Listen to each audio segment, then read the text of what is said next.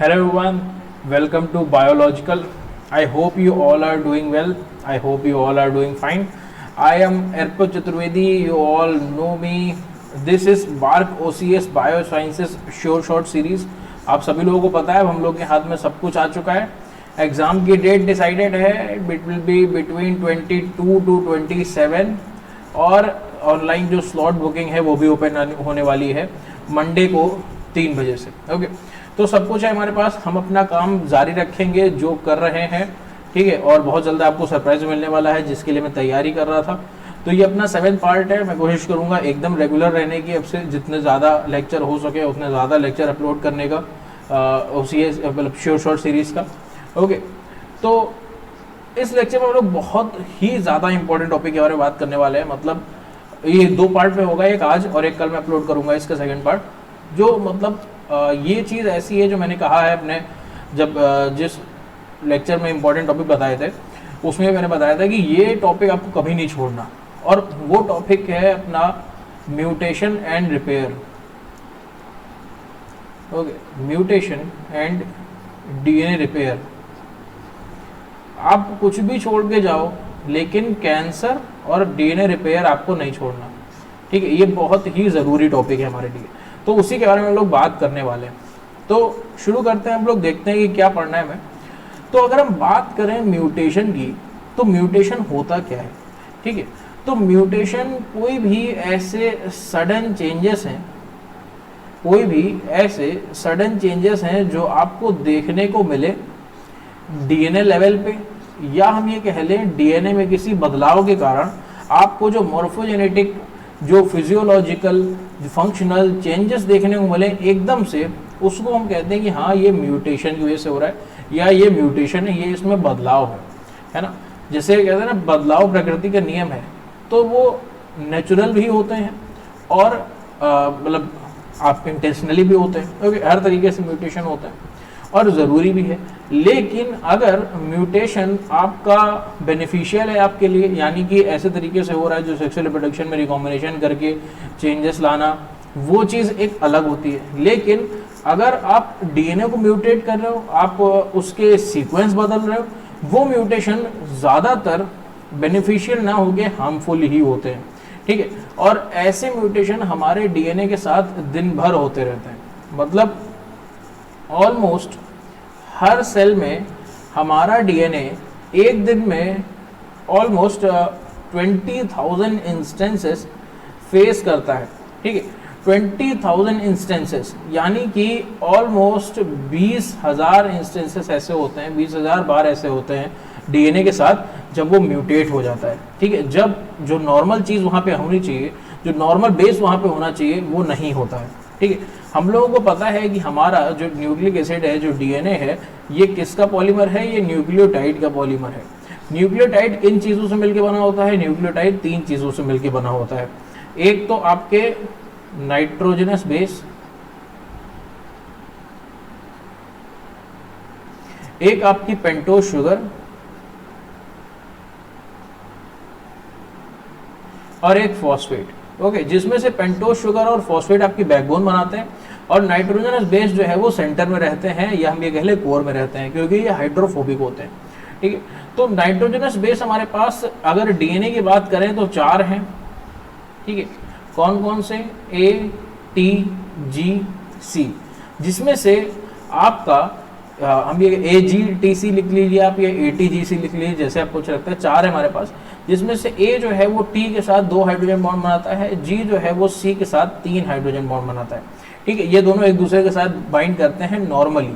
लेकिन कभी ऐसा होता है कि T की जगह कोई और ले ले, A की जगह कोई और ले ले, G की जगह कोई और ले ले, C की जगह कोई और ले ले, या ये डिलीट हो जाए, या ये बदल जाए, या ये दूसरे की तरह काम करने लगे, ठीक है. तो ये सारी चीज़ें होने की वजह से जो सीक्वेंस होना चाहिए वो सीक्वेंस नहीं रह जाता और वो सीक्वेंस बदल जाता है. अब इस चीज़ को करने वाले जो एजेंट होते हैं, या हम ये कह लें इस तरीके के बदलाव लाने वाले जो एजेंट होते हैं, उनको हम कहते हैं म्यूटाजेंस, ठीक है. और म्यूटाजेंस की टेस्टिंग के लिए एक टेस्ट किया जाता है, आप सबको पता है, एमिस टेस्ट, ठीक है. इस एमएस टेस्ट का वीडियो मेरे ही चैनल पे पड़ा हुआ है, मैं उसका लिंक डाल दूंगा, अगर आप देखना चाहो तो एक बार उस वीडियो को देख जरूर लेना। एमएस टेस्ट भी हमारे एग्जाम पॉइंट ऑफ व्यू से बहुत इंपॉर्टेंट है, ठीक है। तो वो चेक करने के लिए होता है कि म्यूटाजेन कितना ज़्यादा म्यूटाजेनिक है या म्यूटाजेनिक है भी कि नहीं, ठीक है। तो ये चीज़ हम चेक करते हैं म्यूटाजेन से। म्यूटाजेन करता क्या है, म्यूटाजेन म्यूटेशन क्रिएट करता है। तो अगर हम म्यूटाजेंस को देखना चाहें कि आखिर म्यूटाजेन कितने तरीके के हो सकते हैं या क्या क्या हो सकता है, तो basically it would be physical mutagens और केमिकल म्यूटाजेंस। ये कुछ ऐसे एक्सटर्नल एजेंट्स हैं जो कि हमारे डीएनए में म्यूटेशन कॉज कर रहे हैं और जनरली करते भी हैं। जैसे जो लोग स्मोक करते हैं या ज़्यादा पोल्यूशन के उसमें रहते हैं कांटेक्ट में, तो उनको ये म्यूटाजेन से ज़्यादा दिन में उनकी मुलाकात होती है। जो नहीं करते उनकी थोड़ी कम होती है, लेकिन होती है। तो फिजिकल एजेंट्स की अगर बात करें, फिजिकल म्यूटेजेंस की, तो हमारे पास आयोनाइजिंग रेडिएशंस हैं और नॉन आयोनाइजिंग रेडिएशंस हैं, सच एज यूवी रेज, ठीक है।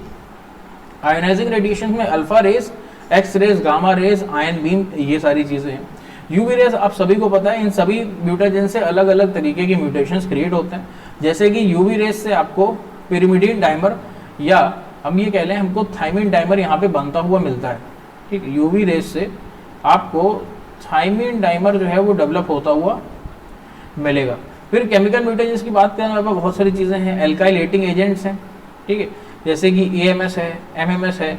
ये किस तरीके के बदलाव लाते हैं? EMS आपके किस तरीके के चेंजेस लाते हैं एल्काइलेशन करके। बेस एनालॉग्स जो हैं जैसे 5 क्लोरो यूरेसिल है, ठीक है, या आपका 5 ब्रोमो यूरेसिल है, ये किस तरीके के बदलाव लाते हैं? होते क्या हैं, ये बेस जहाँ पे आपका लगना है थाइमीन, वहाँ पे लग जाएंगे 5 ब्रोमो यूरेसिल, और फिर उसके बाद मिमिक करेंगे कि यहाँ पे थाइमीन लगा हुआ है लेकिन वहाँ पे होता है नहीं। तो वो क्या करते हैं, अल्टीमेटली म्यूटेशन कॉज कर देते हैं। जैसे एक्रिडीन डाई है, यानी कि ऐसी डाइज मतलब जो कि इंटरकैलेक्टिंग डाइज होती हैं, एक्रिडीन ऑरेंज है, प्रोफ्लेविन है, ये सब डाई क्या करती हैं, ये आपकी फ्रेम शिफ्ट म्यूटेशन करवा देती हैं, पूरा फ्रेम शिफ्ट करवा देंगे। तो ये सारी चीज़ें करती हैं। तो बेसिकली म्यूटाजेंस आपके जो डीएनए है उसमें कुछ ना कुछ चेंजेस ला रहे हैं, और उनके चेंजेस ऐसे हैं जो हमें ज़रूर से ठीक करने हैं। अगर हमने नहीं किए, अगर हमने थाइमिन डाइमर सही नहीं किया, अगर हमने इसको पहचाना नहीं कि ये बेस एनालॉग लगा हुआ है, यहाँ पे बेस बेयरिंग गलत हो गई है, अगर हमने एल्काइलेटिंग एजेंट्स का जो फंक्शन है उसको वापस से फिर से चेंज नहीं किया, या हमने फ्रेम शिफ्ट इसका बदल के नहीं फिर से सही किया, तो हमारे डीएनए में ज़रूर से कोई ना कोई ऐसा चेंज आ जाएगा, ऐसा म्यूटेशन हो जाएगा जो कि हमारे लिए मतलब हार्मफुल हो जाएगा बहुत ज़्यादा। इसी चीज़ को करने के लिए लगातार दिन रात आपके सेल के अंदर एक सिस्टम काम करता रहता है जिसको हम कहते हैं डीएनए रिपेयर सिस्टम, ठीक है। हर समय एक्टिव रहता है वो, आप भले ही सो रहे हो, जग रहे हो, कुछ भी कर रहे हो, वो एक्टिव रहता है।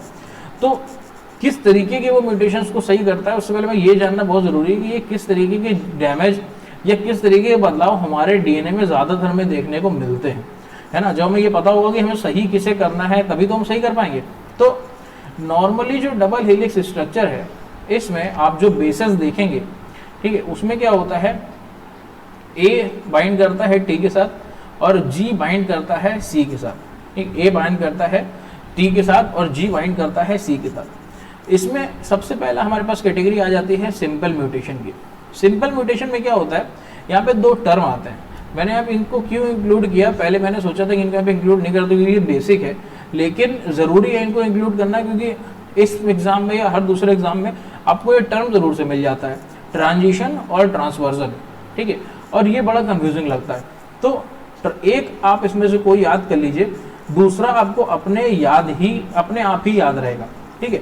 ट्रांजिशन और ट्रांसवर्जन होता क्या है, ट्रांजिशन में एक पिरिमिडीन की जगह दूसरा पिरिमिडीन ले लेता है, ठीक। एक पिरिमिडीन की जगह दूसरा पिरिमिडीन ले लेता है, या एक प्यूरिन की जगह दूसरा प्यूरिन ले लेता है, ठीक है। होता क्या है, अब पिरिमिडीन प्यूरिन है क्या, एडेनिन ग्वाइनिन है प्यूरिन और थाइमिन साइटोसिन है पिरिमिडीन। तो जहां थाइमिन था वहां साइटोसिन आ जाए तो ये हो गया थाइमिन टू साइटोसिन ट्रांजिशन। जहां पे एडेनिन था वहां ग्वाइनिन आ जाए तो ये हो गया एडेनिन टू ग्वाइनिन आपका ट्रांजिशन। तो सोचिए यहाँ पे ए को टी से बाइंड करना था, अब ए की जगह आ गया जी, तो अब ये जी टी के साथ बाइंड कैसे करेगा, ठीक है, ए टी के साथ बाइंड कैसे करेगा। अब यहाँ पे जी आ गया, तो जब नेक्स्ट राउंड ऑफ आपका रेप्लिकेशन होगा तो इस टी के सामने तो एक फ्रेगमेंट में ए आएगा, यानी कि एक फ्रेगमेंट में आपका यहाँ पे ए बनेगा टी के सामने, लेकिन इसी के जो एनालॉगस दूसरा फ्रेगमेंट होगा वहां पे जी के सामने सी ऐसा लग जाएगा। तो एग्जैक्टली उसी पोजीशन पे जीसी और एटी आपको देखने को मिलेगा। तो एक तरफ आपको जीसी मिल रहा है, एक तरफ आपको एटी मिल रहा है, एक नॉर्मल एक म्यूटेटेड। तो ये म्यूटेशन हो गया, हमें इसे चेंज करना है, ठीक है, हमें इसे बदलना है। तो वो कैसे करेंगे हम, ठीक है, वो हम लोग को देखना है। फिर दूसरी सिंपल म्यूटेशन हमारे पास ट्रांसवर्जन। इसको आप ऐसे याद रख सकते हो कि पूरा का पूरा वर्जन ही चेंज हो रहा है। ट्रांसवर्जन, पूरा वर्जन ही चेंज हो रहा है, यानी कि जहां प्यूरिन था वहां पिरिमिडीन आ जाए, जहां प्यूरिन था वहां पिरिमिडीन आ जाए, या जहां पिरिमिडीन था वहां पे प्यूरिन आ जाए। जब पूरा का पूरा वर्जन ही चेंज हो जाएगा तब हम कहेंगे ट्रांसवर्जन, ठीक है। तो ये भी हमारे लिए क्या है, ये भी हमारे लिए खतरनाक म्यूटेशन हो सकता है। इसको हम रखते हैं सिंपल म्यूटेशन की कैटेगरी में।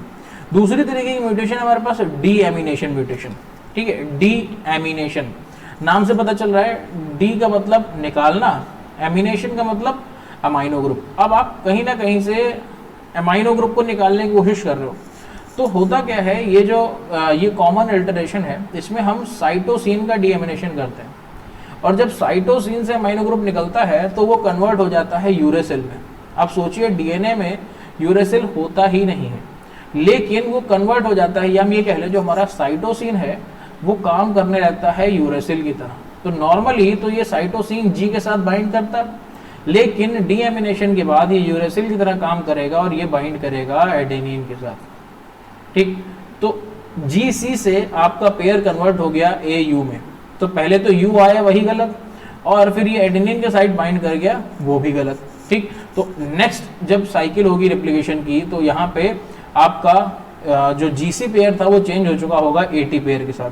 तो पूरा का पूरा आपका जो जीसी पेयर था वो अब जीसी पेयर न रह के अब हो जाएगा टीए पेयर, ठीक है। तो इस तरीके का आपको चेंज देखने को मिलता है डी एमिनेशन की मदद से। उसके बाद तीसरे तरीके का म्यूटेशन है मिसिंग बेसिस का। जो अभी हम लोग ने बात करी कि एक न्यूक्लियोटाइड के पास तीन चीजें हैं, कौन कौन सी, नाइट्रोजनस बेस, पेंटोस शुगर और फॉस्फेट। तो होता क्या है, कई बार शुगर बैकबोन में, या हम ये कह लें फॉस्फेट और शुगर तो हमारे पास रह जाता है, लेकिन ये नाइट्रोजनस बेस जो है ये निकल जाता है, ठीक है। अब उसका कोई भी रीजन हो सकता है, इस लॉस का कोई भी रीजन हो सकता है, कोई एक्सटर्नल एजेंट है, कोई क्लीवेज हो गया, कुछ डिटोरेशन हो गया, डिग्रेडेशन हो गया, वो निकल जाता है। तो इसको हम कहते हैं डीप्यूरिनेशन, ठीक है, डीप्यूरिनेशन। और वो जगह जहां से वो निकला है उस न्यूक्लियोटाइड को, उस जगह को कहते हैं ए प्यूरिनिक साइट, ए प्यूरिनिक साइट, ठीक है। तो इस तरीके के जो लेशंस होते हैं, इस तरीके के जो बदलाव होते हैं, उसको हम मिसिंग बेसिस की कैटेगरी में रखते हैं, ठीक है। इसको भी चेंज किया जाता है, इसको भी ठीक किया जाता है। इसके साथ साथ हमारे पास है केमिकल मॉडिफिकेशन बेसिस की। मॉडिफिकेशन हम किस तरीके से करते हैं, हम एडिशन करते हैं कुछ ग्रुप्स का। कैसे ग्रुप्स, ज्यादातर मिथाइल ग्रुप्स। फॉर एग्जाम्पल हम ग्वाइनिन को कन्वर्ट कर देते हैं 7 मिथाइल ग्वाइनिन में या 3 मिथाइल ग्वाइनिन में, ठीक है। एडेनिन को हम कन्वर्ट कर देते हैं 3 मिथाइल एडेनिन में, साइटोसिन को हम कन्वर्ट कर देते हैं 5 मिथाइल साइटोसिन में, ठीक है। तो होता क्या है, इस तरीके के जो कन्वर्जन है या इस तरीके के जो केमिकल मॉडिफिकेशन है वो इनकी बाइंडिंग को अफेक्ट करता है। अभी तक ये जो अपनी हाइड्रोजन बॉन्डिंग कर रहे थे वो हाइड्रोजन बॉन्डिंग नहीं हो पाएगी, और आपको इस तरीके के डिस्टॉर्शन, एक तरीके का अलग सी स्वेलिंग आपको देखने को मिल जाएगी अपने डीएनए के डबल हेलिकल स्ट्रक्चर में, ठीक है, जो कि बिल्कुल भी एक्सेप्टेबल नहीं है। इसके साथ साथ हमारे पास जो एक और तरीके की म्यूटेशन है वो है पिरिमिडीन डाइमर का फॉर्मेशन, या आप ये कह लें थाइमीन डाइमर का फॉर्मेशन। अगर आपके 2 एडजेसेंट थाइमीन ग्रुप लगे हुए हैं, ठीक है, तो ज़्यादातर ऐसा देखने को मिला है यूवी रेस की प्रेजेंस में ये थाइमीन जो है वो एक के ऊपर एक स्टैक कर जाते हैं। ऐसे स्टैक नहीं कि जैसे नॉर्मली होता है कि बेसेस के बीच में 0.34 एंगस्ट्रॉम का डिस्टेंस है और दूर दूर लगे हुए हैं, वैसे स्टैकिंग नहीं, एक दूसरे के साथ हम ये कह रहे हैं एकदम बाइंड कर जाते हैं, ठीक है, कोवेलेंटली बाइंड कर जाते हैं और कोवेलेंटली बाइंड इस तरीके से करते हैं कि फिर अगर वो आपका वहाँ पे रेप्लिकेशन होगा, पॉलीमरेज आएगा आरएनए पॉलीमरेज, तो उस जगह पे आके वो हॉल्ट कर जाएगा, वो आगे नहीं बढ़ेगा। तो वो आपके लिए मतलब डिग्रेडेड आपके लिए बहुत ज़्यादा हार्मफुल हो सकता है इस तरीके के थायमिन डाइमर का बनना। ठीक है, इस तरीके के थायमिन डाइमर का बनना। तो होता क्या है कि ये यहाँ पे थायमिन डाइमर बन गया, अब इसके सामने कुछ भी हो उससे मतलब नहीं है। ठीक है, इसको आप इस तरीके से समझ सकते हो, है क्या, यहाँ पे लगा हुआ है ए, यहाँ पे लगा हुआ है ए, ठीक है, ये आगे अपना जी है, इधर सी है, जो भी है, ठीक है, यहाँ पे अपना जी हो गया, इसके साथ बाइंड हुआ, यहाँ पे सी हो गया, ये इसके साथ बाइंड हुआ, यहाँ पे है टी और यहाँ पे है टी। तो अब है क्या, ये बन गए थायमिन डाइमर इस तरीके से, कोवेलेंटली लिंक हो गए। ठीक है, कोवेलेंटली लिंक हो गए, ये बन गए हैं थायमिन डाइमर। तो अभी इन टी को बाइंड होना चाहिए था इन ए के साथ, लेकिन अब ये इन ए के साथ बाइंड ना होके आपस में ही थायमिन डाइमर बना के रहेंगे। तो ये सामने से इनकी जो बॉन्डिंग है जो हमारे एडेनिन के साथ, वो बॉन्डिंग टूट जाएगी और ये इस तरीके से डाइमर फॉर्मेशन में रहेंगे, जिस डाइमर को तोड़ना बहुत ज़्यादा ज़रूरी हो जाता है एक हार्मफुल म्यूटेशन से बचाने के लिए। ठीक है, इसके साथ साथ कुछ स्ट्रैंड ब्रेक्स भी हमको देखने को मिल सकते हैं। स्ट्रैंड ब्रेक्स आपको इसके नाम से ही पता चल रहा होगा कि अगर हमारे पास ये डबल स्ट्रैंड है तो कहीं कहीं इस तरीके से हमको ब्रेक्स देखने को मिल सकते हैं कि हाँ, कहीं कहीं कोई न्यूक्लियोटाइड जो है वो डिग्रेड हो गया है, कोई न्यूक्लियोटाइड गायब हो गया है और बीच में कुछ ब्रेक डेवलप होते हमको मिल रहे हैं। तो ये ब्रेक्स जो हैं ये आपके आरएनए पॉलीमरेज को आगे बढ़ने से रोक सकते हैं, या हम ये कह लें हमारी डीएनए को अच्छे खासे डिग्रेडेशन की तरफ झोंक सकते हैं। तो इस चीज़ से हमको बचना होता है, तो इस चीज़ के लिए रिपेयर सिस्टम हमारा काम करता है। इतने सारे तरीके के आपके पास देखने को मिल रहे हैं म्यूटेशन। ठीक है, ये वो अलग अलग तरीके की म्यूटेशन है जो हमारा डीएनए रोज झेलता है। फिर से बता रहा हूँ, 20,000 इंस्टेंसेस ऐसे होते हैं पर डे हमारे डीएनए जो झेलने की कोशिश करता है या जो संभालने की कोशिश करता है। ठीक है, तो अब है क्या, इसके अलग अलग रीजंस हैं। कुछ रीजन मतलब दो, इसको हम कैटेगराइज कर सकते हैं, दो तरीके के हम रीजन को कैटेगराइज कर सकते हैं। एक तो वो म्यूटेशंस जो कि रेप्लिकेशन में एरर होने की वजह से होती हैं। ठीक है, एक तो वो म्यूटेशन जो कि रेप्लिकेशन में एरर होने की वजह से होती हैं, दूसरी वो म्यूटेशन जो कि एक्सटर्नल फैक्टर या म्यूटाजेंस की वजह से होती हैं। तो अभी आज हम लोग इस वीडियो में डिस्कस करेंगे वो म्यूटेशंस के बारे में जो कि रेप्लिकेशन में एरर के कारण होती हैं, और फिर नेक्स्ट वीडियो में या नेक्स्ट क्लास हम लोग डिस्कस करेंगे बाकी म्यूटेशंस जो कि एक्सटर्नल फैक्टर या म्यूटाजेंस की वजह से होती हैं, उन्हें कैसे रिपेयर किया जाता है। ठीक है, तो सबसे पहले हम लोग ये समझने की कोशिश करते हैं कि किस तरीके की एरर आखिर डेवलप हो सकती है रेप्लिकेशन में। तो रेप्लिकेशन में हमको पता है कि एक डीएनए की कॉपी है हमारे पास, एक डीएनए की कॉपी से हम दो डीएनए की कॉपी बनाने की कोशिश करते हैं और दोनों ही स्ट्रैंड क्या करते हैं, कोड करने की कोशिश करते हैं। ठीक है, दोनों ही स्ट्रैंड कोड करने की कोशिश करते हैं और इसमें से semi conservative mode of replication होता है हमारे में, मतलब यूकैरियोट्स में, जिसमें हमको एक पेरेंटल स्ट्रैंड और एक न्यूली सिंथेसाइज स्ट्रैंड मिलता है और दोनों ही अपने अपने कोड के हिसाब से अपने न्यूली सिंथेसाइज स्ट्रैंड को बनाते हैं। ठीक है, अच्छी बात है, बहुत अच्छी बात है, बनाते हैं। ठीक है, लेकिन हो क्या रहा है, कुछ ऐसे इंस्टेंसेस होते हैं, एक तो नेचुरली भी जब आपका जो डीएनए पॉलीमरेज है वो रेप्लिकेशन करता है। ठीक है, तो इस डीएनए पॉलीमरेज में नेचुरली भी एक टेंडेंसी होती है कुछ गलतियां करने की, अराउंड 1000। ओके, मतलब 1000 में एक बार वो गलती कर ही देता है, 1/1000। ठीक, एक बार में 1000 कर देता है, लेकिन इसके पास अपनी गलती सुधारने का भी चांस होता है और उसको कहते हैं प्रूफ रीडिंग। ठीक है, उसको कहते हैं प्रूफ रीडिंग। तो ये प्रूफ रीडिंग जब कर लेता है तब अराउंड आप मान के चलिए 1/10⁻11 और 1/10⁻11 to 1/10⁻17 चांसेस होते हैं। हम लोग को ऐसे लिख सकते हैं 10⁻11 और 10⁻17 चांसेस होते हैं डीएनए में म्यूटेशन के या आपका जो बदलाव है, जो चेंज है, जो डीएनए डैमेज है वो होने के। ठीक है, तो ये हमको यहाँ पे देखने को मिलता है।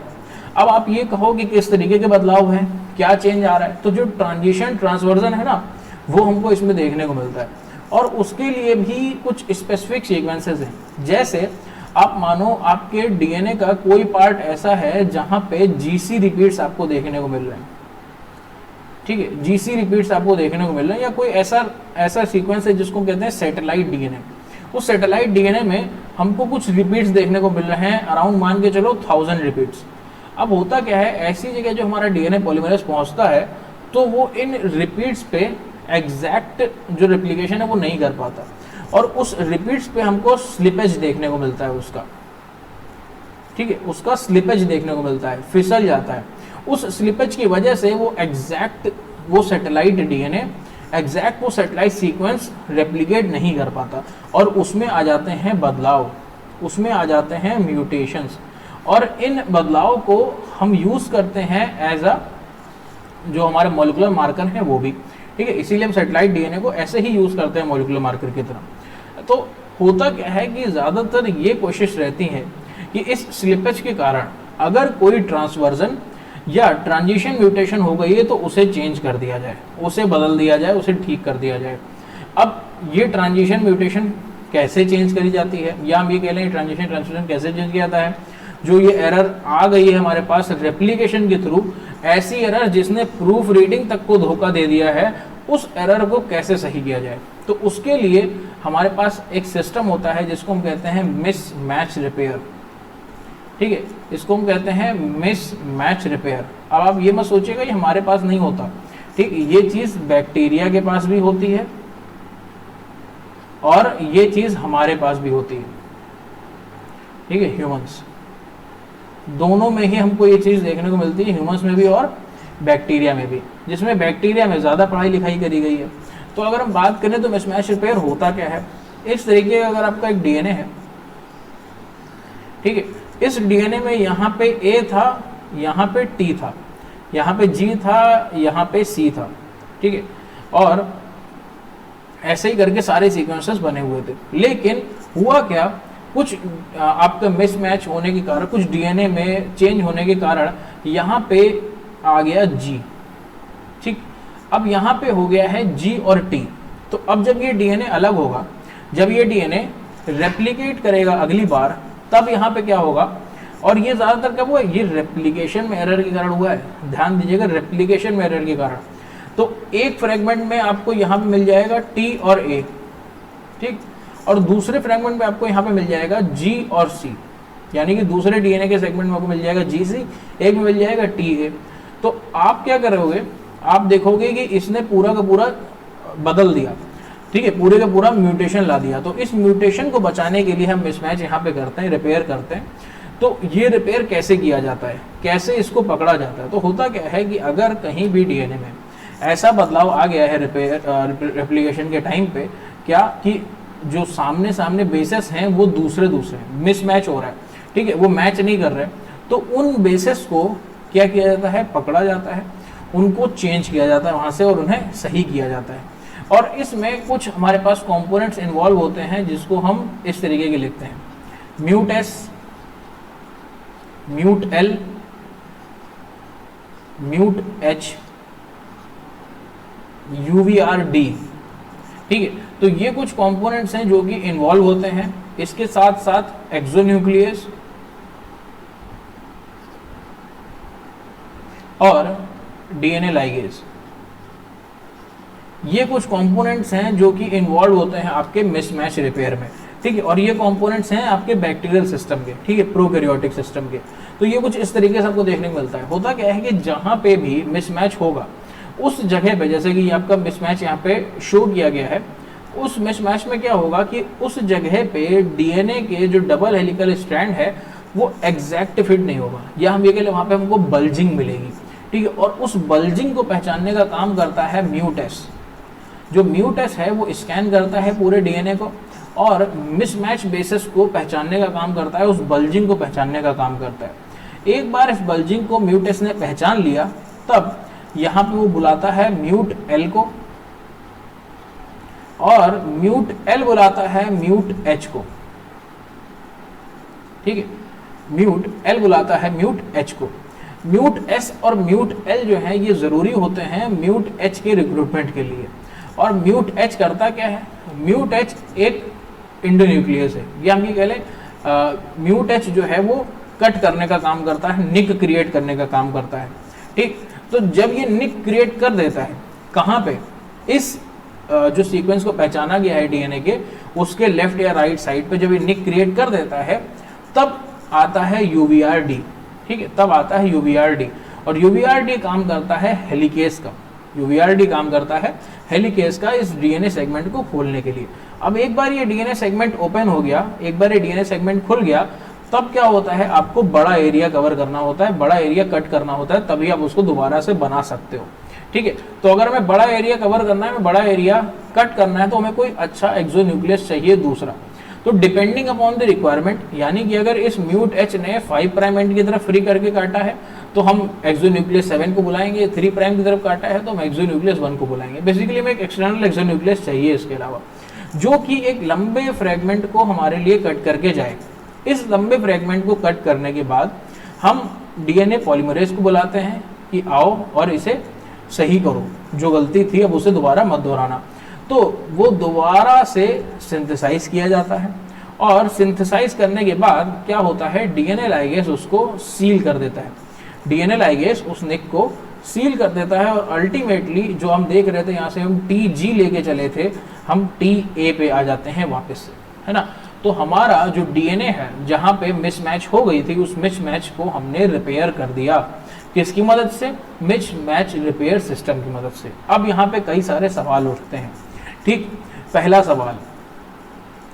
सवाल कि बैक्टीरिया को कैसे पता कि उसे कौन से सेगमेंट को निक करना है, किसको हटाना है, कौन सा सेगमेंट असली है। मान लीजिए ये आपका T और G था, अच्छी बात है, यहाँ बल्जिंग थी, बहुत अच्छी बात है, लेकिन बैक्टीरिया ये कैसे डिसाइड करेगा कि इसको G को हटाना है, ये गलत आ गया है, T को नहीं। वो ये भी तो सोच सकता है भाई T गलत आ गया है, यहाँ C लगा दो सही हो जाएगा।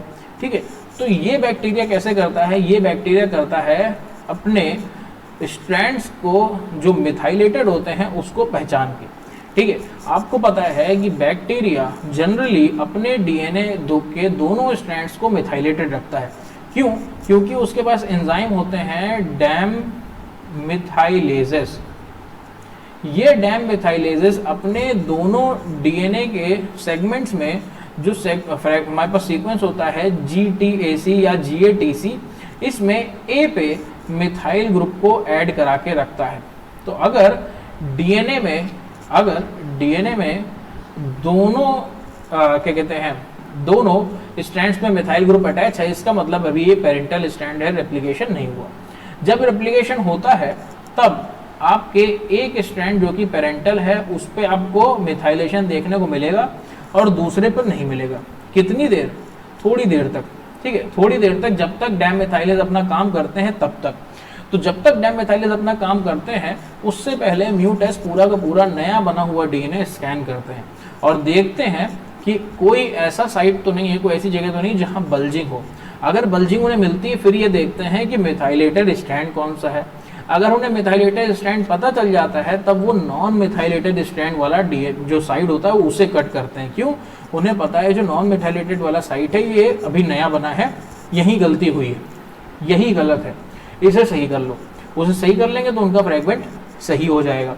ठीक है, तो ये चीज़ ऐसे करी जाती है और ऐसे ही ये चीज़ जो है हमारे जो ह्यूमंस हैं उसमें भी करी जाती है। हम ये कह लें जो यूकैरियोट्स हैं उसमें भी करी जाती है। होता क्या है, ये जो आपका म्यूटेस है यहाँ पे आपको MSH देखने को मिल जाता है, इसके एनालॉग्स देखने को मिल जाते हैं। और एक अलग चीज़ है हमारी बॉडी में, या हम ये कह लें कि जो हमारी मैकेनिज्म है उसमें एक अलग चीज़ है कि हमारे पास म्यूट L नहीं होता। ठीक है, हमारे पास म्यूट L नहीं होता। बड़ा मतलब थोड़ा सा इंटरेस्टिंग सा है ये। ठीक है, म्यूट L नहीं होता। तो अब क्या होता है इसमें, हमारी बॉडी में भाई म्यूट L नहीं है, डैम मिथाइलेजेस नहीं है, हमने अपना डीएनए मिथाइलेट करके नहीं रखा हुआ। हमारे पास ये डीएनए है और हमने अपना डीएनए मिथाइलेट करके भी नहीं रखा हुआ। अब क्या करोगे, कैसे पहचानोगे? ठीक, तो यहाँ पे बड़ी अच्छी चीज़ होती है। हमारा डीएनए जब रेप्लिकेट होता है तो दो चीज़ें होती हैं। क्या? एक स्ट्रैंड तो कॉन्टिन्यूस बनता है, ठीक, दूसरा स्ट्रैंड बनता है आपका ओकाज़ाकी फ्रेगमेंट की फॉर्म में, इस तरीके से, ठीक। तो इस ओकाज़ाकी फ्रेगमेंट वाले पूरे डीएनए स्ट्रक्चर की होती है स्कैनिंग एमएसएच द्वारा, या जो हमारे म्यूटेस का एनालॉग है उसके द्वारा, ठीक। तो आपका जो म्यूट एल था ये कर क्या रहा था, ये निक ही तो क्रिएट कर रहा था, 5 प्राइम 3 प्राइम को क्लियर करके निक ही तो क्रिएट कर रहा था। वो निक तो हमारे पास पहले से ही क्रिएट हो के रखी है, क्यों, क्योंकि हमारे पास ओकाज़ाकी फ्रेगमेंट्स हैं, ठीक है। तो अगर किसी भी ओकाज़ाकी फ्रेगमेंट्स में हमको बल्जिंग देखने को मिलती है तो हम उस पूरे के पूरे फ्रेगमेंट को हटाते हैं, दूसरा बनाते हैं और फिर डीएनए लाइगेज की मदद से सील कर देते हैं, ठीक है। तो किसी भी अगर फ्रेगमेंट पे हमको बल्जिंग देखने को मिलती है तो हम उस पूरे फ्रेगमेंट को हटाते हैं वहां से, क्योंकि हमारे पास इधर भी निक है इधर भी निक है, हमारे पास निक पहले से ही है, हमें बस उसे हटाना है एक्सोन्यूक्लियस की मदद से, और वहां पे हमको नया स्ट्रैंड अपने डीएनए पॉलीमरेज की मदद से लगा के और डीएनए लाइगेज की मदद से सील कर देना है, ठीक है। तो यही किया जाता है और इस तरीके से हमारी बॉडी में मिसमैच रिपेयर सिस्टम काम करता है। तो इसके अलावा जितने रिपेयर सिस्टम है वो हम लोग नेक्स्ट क्लास में देखेंगे, जैसे कि हमारे डायरेक्ट रिपेयर जो फोटो रिएक्टिवेशन है, बेस एक्सीजन, न्यूक्लियोटाइड एक्सीजन, ठीक है, ये सारी चीज़ें जितनी भी है वो हम लोग नेक्स्ट क्लास में देखेंगे। Double strand break repair, translation synthesis, जो कि बहुत ज़्यादा इंपॉर्टेंट, ये भी बहुत इंपॉर्टेंट था इसलिए मैंने इसको अलग रखा क्योंकि इसकी कैटेगरी अलग है। यहाँ पे जो म्यूटेशन हो रही है वो रेप्लिकेशन में दिक्कत होने की वजह से हो रही है, अब जो होंगी वो एक्सटर्नल फैक्टर की वजह से होंगी, ठीक है। तो सभी चीज़ें बहुत इंपॉर्टेंट है और आपका पढ़ना उससे भी ज़्यादा इंपॉर्टेंट है। और आपको पता है कि मेरा नाम क्या है और मैं कहाँ मिलता हूँ आप लोगों को, मैं आप लोग को मिलूंगा गुरुमंत्र एकेडमी पे। गेट का कोर्स स्टार्ट हो चुका है, आप इस कोड को यूज़ करें अर्पित10 और सब्सक्राइब कर लें आज ही गुरुमंत्र एकेडमी पे गेट के कोर्स को, ओके। बहुत ही कम प्राइस है गेट के कोर्स का, प्लस आप अगर मेरा कोड यूज़ करते हो तो आपको 899 का पड़ जाएगा वो, ओके। बहुत ही मिनिमम प्राइस है, बहुत बेयर मिनिमम प्राइस है उसका, आराम से उसको सब्सक्राइब कर सकते हो, वहाँ से पढ़ो, मैं आपको रेगुलर वहाँ मिलूंगा, डेली क्लासेस होती हैं, डाउट सेशन होते हैं, सारी चीज़ें हैं अपने पास, ठीक है। इसके अलावा जो प्राइस है मैं जल्दी से आपके साथ रिवील करूँगा, बने रहना, शेयर करो इसको जितना ज़्यादा हो सके, सपोर्ट करो। Thank you so much for everything guys, thank you.